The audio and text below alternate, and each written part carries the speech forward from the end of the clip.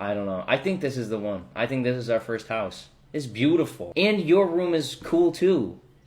Steven, what do you mean, my room? We literally sleep together. It's a one bedroom. I was joking, dude. Is there anything we shouldn't joke about?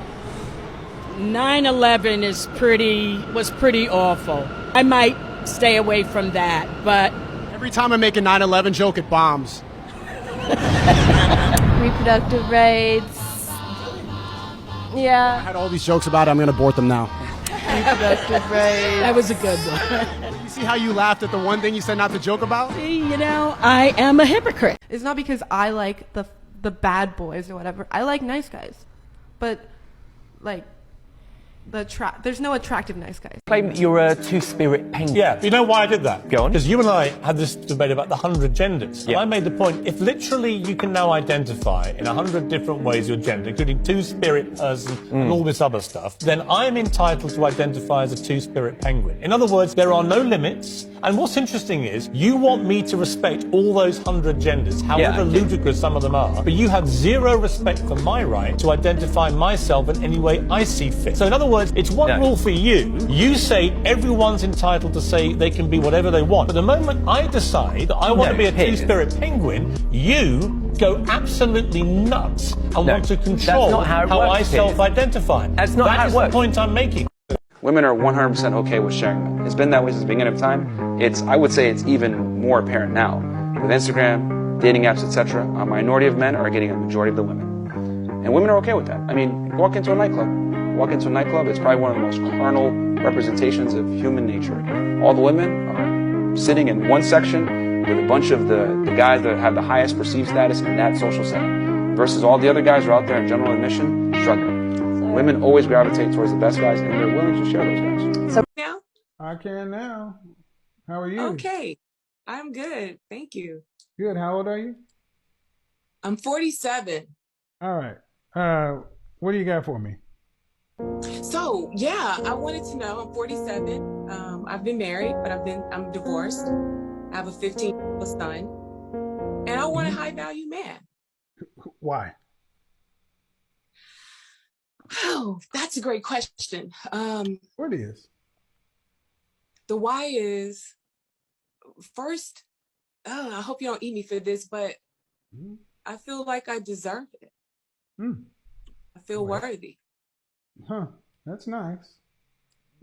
What makes you deserve somebody else's money? It's more about his energy. And so. What?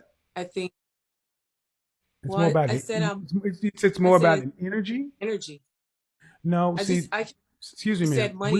Hold on, man. We don't pay mortgages and credit card bills energetically. We pay those out of money market accounts, checking accounts, hard currency. Don't give me energy. Okay. Give me reality.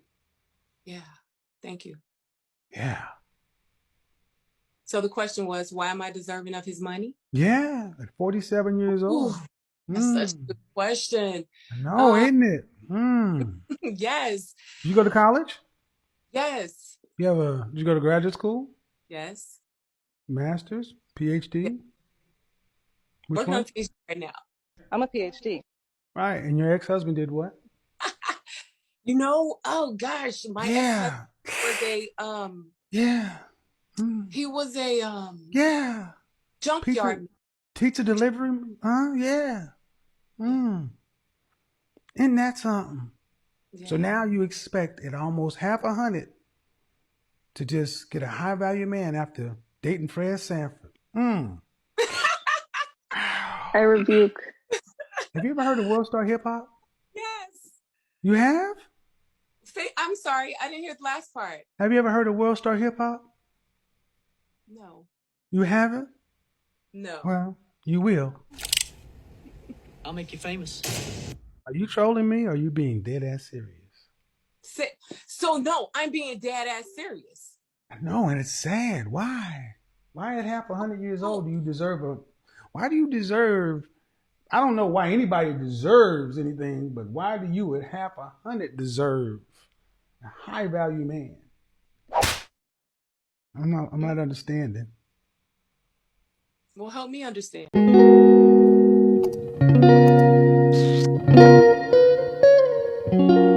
Who do you think should pay on a first date? I think it should be men. I would say men for the first date. A lot of you said you were feminists, right? You believe in equality. But it's interesting when it comes to paying for the first date, you want the guy to pay. How do you reconcile being in favor of equality but also holding men to their traditional gender roles?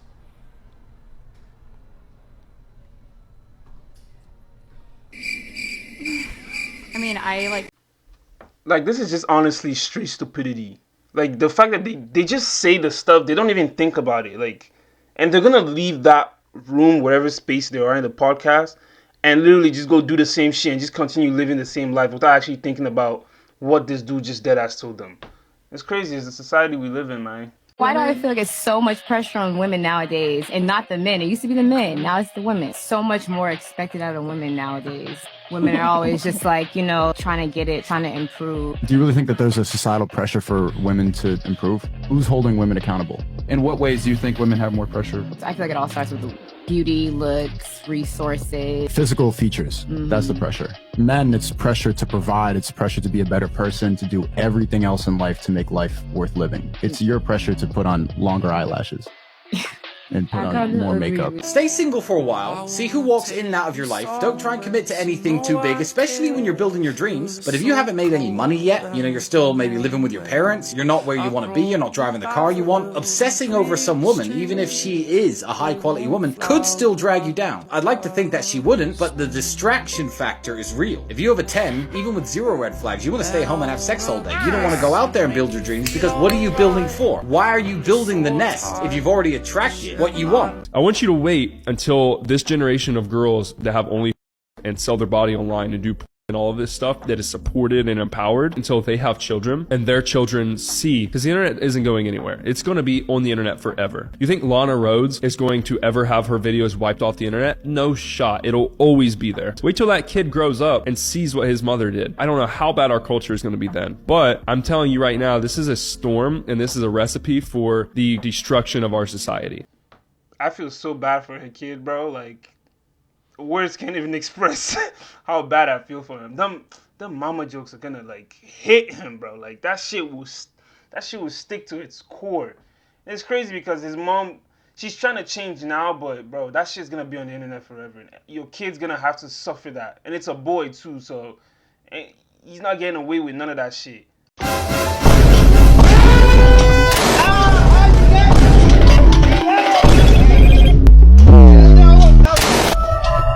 Don't record me. Then don't talk to me. Get the fuck out of my city. She's got talent. I said she's got talent. 4 at 18 is nothing to be proud about. I'm not proud at all. Right? I'm telling you now. I know. Because when I heard the 15 before 30, that's where it starts from. So as far as I'm concerned, you see your 4? Keep it at 4 till you're 30. I'm celibate now. No. Keep it at 4. Don't be going out on no dates and winding up the guys. Don't be going out and saying, oh, I'm going to go to you just in case. Right? Because if I was a man and I took you out and you're not freeing it up, I'm going to feel offended. Especially if you're not going to go out for a date to look forward to having a relationship. So you see your 4? I want to hear from you that in 5 years' time, it's still 4. Unless you got a ring on your finger. In 10 years' time, that is still 4. Unless you got a ring on your finger, right? And don't shut up. Take advice from an older woman that 4 by 18 is nothing to be talking about. Okay, bye.